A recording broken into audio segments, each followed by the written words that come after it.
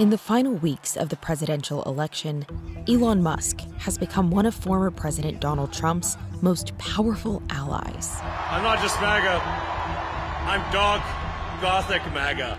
It's a stark change from 2015, when he told Vanity Fair that Trump winning the nomination, yeah, that wouldn't be good.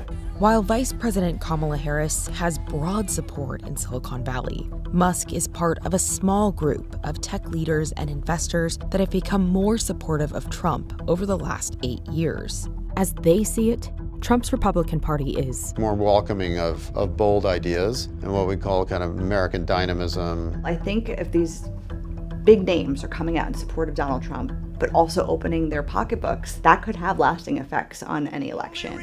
Here's the philosophy, policies, and relationships behind the shift, and what it means for Silicon Valley and the election.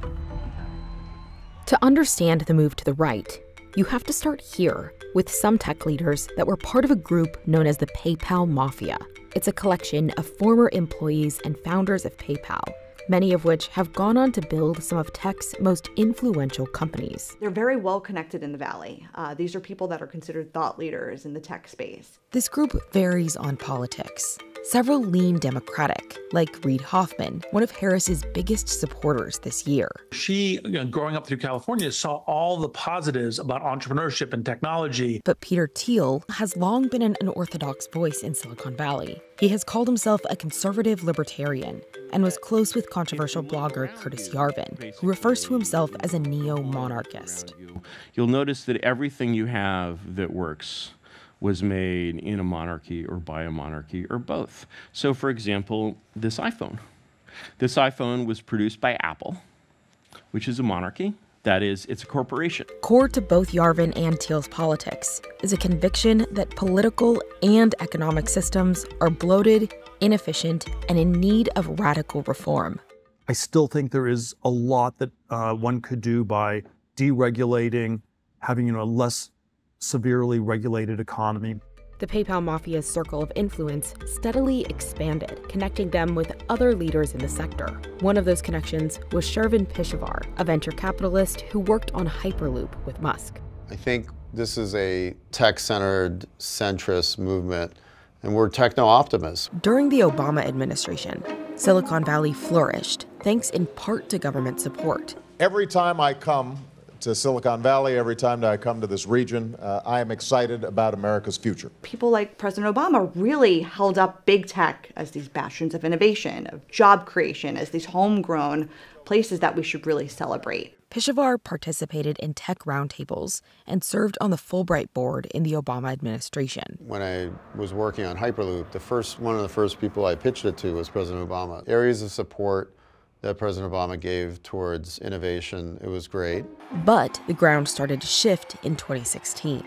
Though many Silicon Valley leaders backed Hillary Clinton, Thiel stood apart from his colleagues as one of few to publicly endorse Trump. I'm not a politician, but neither is Donald Trump. So when Peter Thiel came out in support of Donald Trump, which was not really a popular thing to do, it kind of gave legitimacy to supporting Trump. In the 2020 election, the communications and electronics sector, which includes many, but not all tech companies, donated a record amount of money to Democratic candidates and PACs.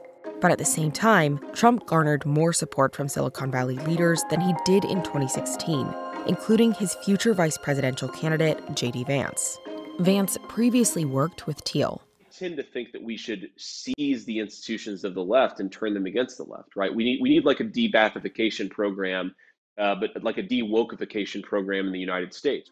And tension was growing between Musk and Democrats. The more progressive wing of the party, people like Elizabeth Warren, sort of made him the face of corporate greed. The world's richest freeloader evidently has a very thin skin. Another pain point for Musk was a series of EV events held by the White House. The Biden administration has been very pro-union, and Musk is famously anti-union. So when the White House would have these big EV summits, or Joe Biden would talk about the EV revolution, Elon was never mentioned. Didn't mention Tesla once, and praised GM and Ford for leading the EV revolution. So you were pissed. Does this sound maybe a little biased? Biden's administration also cracked down on big tech and worked on regulations around crypto and AI. There was a very anti-crypto stance, and that had a very negative impact on the industry. A lot of companies got fined and hurt. Some of them feel like they can't get mergers done, or that these policies are overreaching and hurting innovation. Other Biden administration policies Peshawar said drove him to support Trump included the handling of Iran, fiscal policy, and what he sees as different attitudes about free speech. The Democrats are talking about filtering people's ability to express themselves on the internet. And that's the opposite, the antithesis of what people on the more centrist conservative side believe in. Musk has expressed similar concerns. Free speech is important. For a healthy democracy, it is important. Still, in 2022, Musk expressed doubts about Trump. In July of that year, the Tesla CEO wrote on X, "I don't hate the man, but it's time for Trump to hang up his hat and sail into the sunset."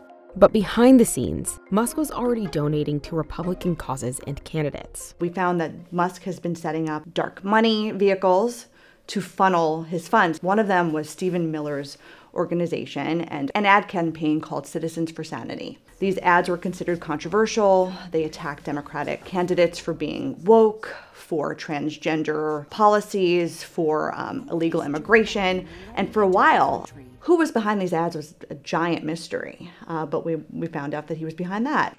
In 2023, Musk was secretly behind Governor Ron DeSantis' run for presidential election, which makes this election cycle all the more fascinating because he's not only in support of Donald Trump this election cycle, who was not his first pick for president, but he created a super PAC in order to help his re-election chances. As of October 28th, Musk had donated over $118 million to his America PAC. Donations to Trump have flowed in from multiple corners. In June, Peshawar hosted a fundraiser with David Sacks. The event raised $12 million. I think everyone came away with the impression that he's a true patriot who loves America and loves Americans and believes in American exceptionalism. In October, America PAC began offering $47 to those who referred registered voters to sign a petition supporting the First and Second Amendments.